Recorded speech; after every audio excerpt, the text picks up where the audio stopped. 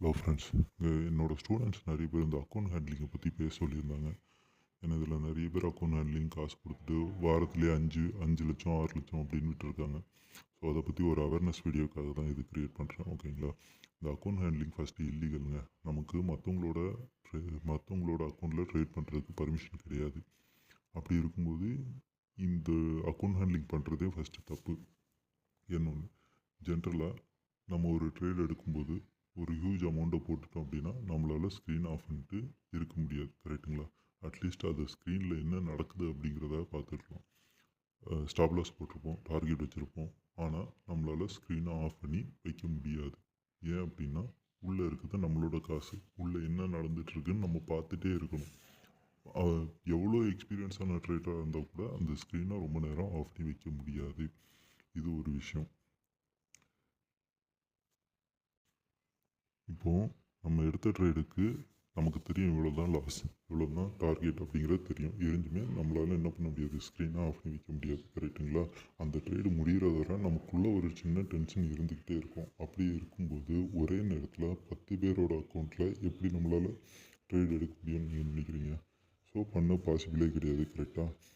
So இது மாதிரி peoples கண்டிப்பாக நான் வந்து ப்ராஃபிட் எடுத்து கொடுத்துருவேன், 100% ப்ராஃபிட் இப்படின்லாம் சொல்லிட்டு வருவாங்க. அவங்கள்ட்டலாம் போய் உங்கள் அக்கௌண்ட்டை கொடுத்து காசை லாஸ் பண்ணாதீங்க.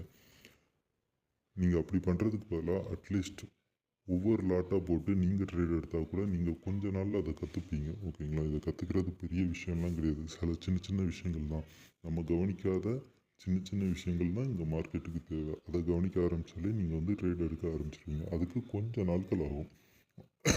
அதை உங்களோட நீங்களே பண்ணி கற்றுக்கோங்க. அதுதான் எப்போவுமே பெஸ்ட்டு. அப்படி முடியாதவங்க வேறு ஏதாவது மென்டர் செலக்ட் பண்ணி அவங்கள்ட்ட கிளாஸ் போங்க. அவங்க சொல்லி தருவாங்க. அந்த விஷயத்த மட்டும் ஃபாலோ பண்ணிக்கிட்டே இருங்க. தப்போ ரைட்டோ அதில் ப்ராஃபிட் வருது லாஸ் வருது அது செகண்ட்ரி. பட் ஒரு விஷயத்த கன்சிஸ்டண்ட்டாக நீங்கள் ஃபாலோ பண்ணும்போது அதுவே உங்களுக்கு ஒரு நாலேஜை கொடுக்கும். அதிலேருந்து நீங்கள் ஒரு விஷயத்தை க்ரியேட் பண்ணி பண்ண ஆரம்பிச்சிருவீங்க. ஓகேங்களா? ஸோ உங்கள் மணி உங்களோட ரெஸ்பான்சிபிலிட்டி. இதை யாராலையும் காப்பாற்றவே முடியாது. மற்றவங்கள்ட்ட நீங்கள் அக்கௌண்ட்டை கொடுத்தீங்கன்னா அவன் வாஷ் அவுட் பண்ணி தான் கொடுப்பான். 100% வாஷ் அவுட் கன்ஃபார்ம். ஓகேங்களா? நம்ம காசை வச்சு நம்ம ட்ரேட் பண்ணும்போது எவ்வளோ மிஸ்டேக் பண்ணுறோம், எவ்வளோ காசை விடுறோம். அப்படி இருக்கும்போது நான் எப்படி உங்களோட அக்கௌண்ட் இப்போ ஒருத்தன் ட்ரேட் பண்ணி கொடுக்குறவன் யாரோ ஒருத்தரோட அக்கௌண்ட்டை கொண்டு கொடுக்க போகிறீங்க. கரெக்டுங்களா? அதில் லாஸ் பண்ணால் எந்த பாதிப்பும் அவனுக்கு கிடையாது. உங்களுக்கு தான் லாஸ். உங்களோட காசு உங்களுக்கு தான் அந்த லாஸ்.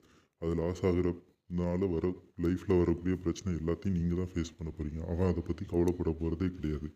அவன் அந்த அக்கௌண்ட்டை வச்சு கேம்லிங் பண்ணிடுவான். ப்ராஃபிட் வந்தால் ஷேர் கொடுக்க போகிறீங்க, இல்லைன்னா நீங்கள் போயிட போகிறீங்க. அவனுக்கு எந்த லாஸுமே கிடையாது. கரெக்டுங்களா? ஸோ அப்படி இருக்கும்போது கண்டிப்பாக இந்த அக்கௌண்ட் ஹேண்ட்லிங்க்கு கொடுத்து இன்னொரு தடவை ஏமாறாதீங்க. முடிஞ்ச வரை நீங்களே ட்ரேட் எடுத்துக்கங்க, நீங்களே பழகுங்க.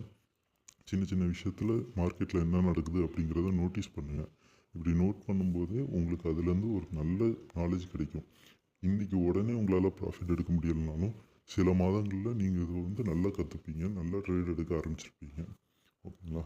So your money your responsibility.